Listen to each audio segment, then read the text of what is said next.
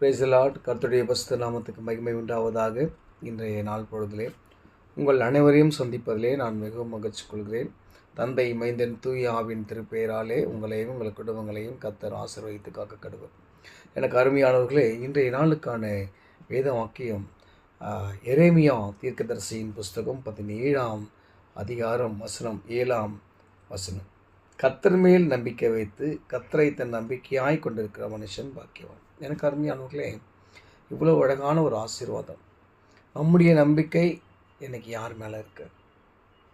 ஒரு நிமிஷம் நம்ம கண்களை மூடி இந்த வீடியோவை பார்த்துட்டு நீங்கள் சிந்திச்சு பாருங்கள். என் நம்பிக்கை யார் மேலே இருக்கு? என்னோட சொந்த பந்தங்கள் மேலே இருக்கா? என் அப்பா அம்மா மேலே இருக்கா? இல்லை என்னை வளர்த்தவங்க மேலே இருக்குதா? இல்லை நான் பெற்றெடுத்த பிள்ளைகள் மேலே இருக்கா? இல்லை நான் செய்கிற வேலை, அந்த பணம், செல்வத்தின் மேல் என்னுடைய நம்பிக்கை இருக்கிறதா? இல்லை என்னுடைய ஆடம்பர வாழ்க்கையை நம்பி இருக்கிறேனா?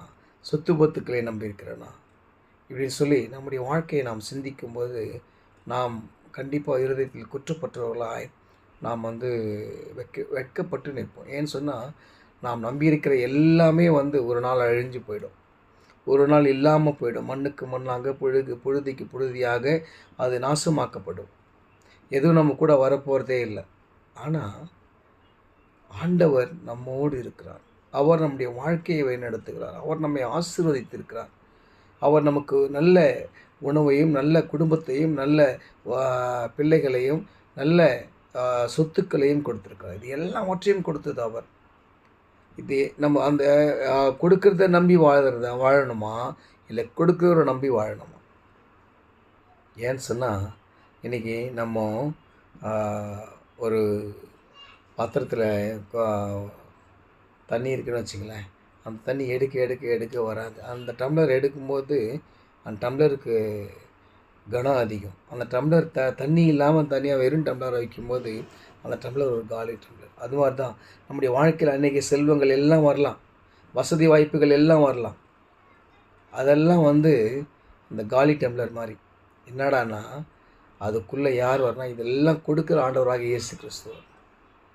இந்த உலகத்தில் நம்ம எல்லாரும் கைவிடலாம், நம்ம நம்பினவர்கள் எல்லாரும் கைவிடலாம், நம்முடைய சொத்து எல்லாம். அதுக்கு வேதத்தில் அழகான ஒரு உதாரணம் யோபு. அவனை போல் ஒரு செல்வந்தனே இல்லை. ஒரே நாளில் எல்லாமே போயிடுது. ஆனால் அவர் வாயிலிருந்து வந்த வார்த்தை, கர்த்தர் கொடுத்தார், கர்த்தர் எடுத்தார், கர்த்தருடைய நாமத்துக்கு ஸ்தோத்திரம். இன்றைக்கி நாமும் அதை கற்றுக்கொள்ளணும். நம்முடைய நம்பிக்கை ஆண்டவரை நோக்கி இருக்கணும். நான் அவரை நம்பி இருக்கிறேன், என் நம்பிக்கை அவர் தான். அதனால் நான்